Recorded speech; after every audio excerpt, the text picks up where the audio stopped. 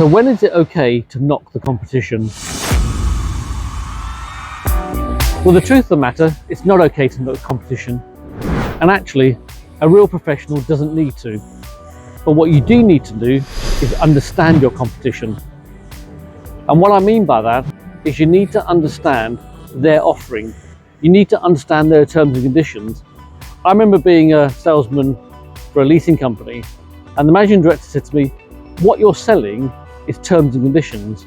So you need to understand the terms and conditions of the competitor that you're selling against, because they may have some conditions in there that are not favorable to the client, and we may have conditions that are favorable, and you can sell against those. So this is not about knocking the competition, it's about saying what it is you can do.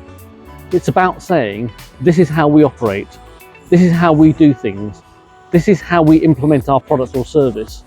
And by implication, if somebody wants to think that somebody else is doing it differently, that's down to them.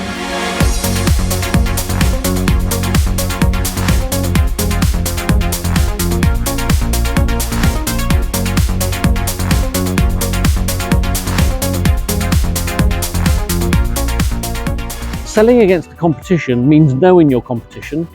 It means understanding their product and their service. It means understanding their terms and conditions. And it means understanding how to put across what you do and how you do it. Now the question is, what about if you don't know who your competition is? Well, sometimes you have to guess it. But the thing is to find out as much as you can, if possible, who your competitor is. But if you don't know, then this is how you deal with it.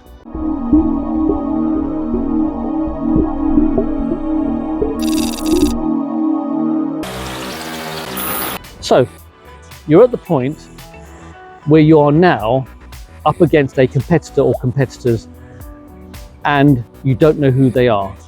The first thing to do is to ask, who are we up against? Are we offering a similar service? Are we comparing apples with apples or oranges with apples?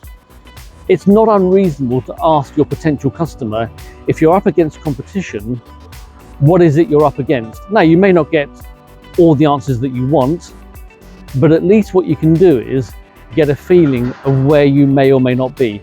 But actually, you should probably have a really good idea based on the type of client, the industry, and when I say type of client, the size of client, to understand who your likely competitors are going to be. Now, most of the time, it means you're going to have to take an educated guess as to who your likely competitors are. So do that. Look at who they might be, look at their product offering, look at their customer base, look at their terms and conditions.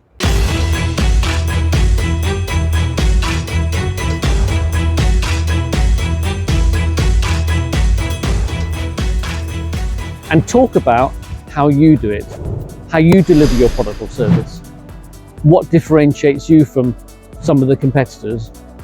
And in that way, what you're not doing is knocking the competition, but you are saying that this is how we do it, maybe that's not how they do it. And then the prospective client can come to their own conclusion. So when it comes to competition, again, you have to do your homework.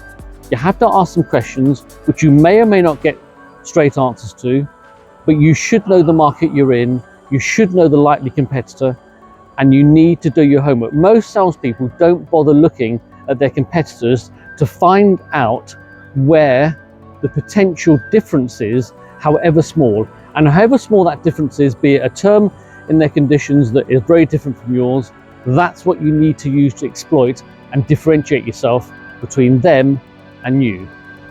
But it is about doing your homework.